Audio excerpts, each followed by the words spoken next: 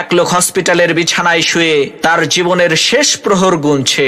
এদিকে তার পরিবারের লোকজন আর হসপিটালের একজন নার্স তার বিছানার পাশে দাঁড়িয়ে আছে। এমত অবস্থায় মৃত্যু শয্যায় শুয়ে থাকা ওই ব্যক্তি তার বড় ছেলেকে কাছে ডেকে বলল, বাবা, ঢাকার গুলশানের আলিশান 10টা বাড়ি আমি তোমাকে দিয়ে গেলাম। এরপর তার একমাত্র মেয়েকে কাছে ডেকে বলল, মারে, বনানীর 5টা ডুপ্লেক্স বাড়ি আমি তোমাকে দিলাম।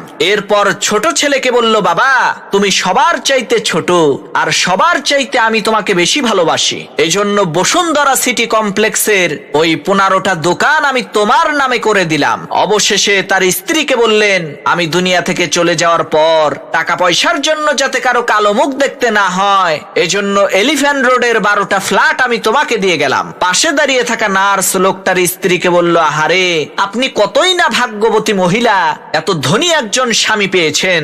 মৃত্যুর আগে আপনার স্বামী আপনাদেরকে কত ধনসম্পদ দিয়ে যাচ্ছে।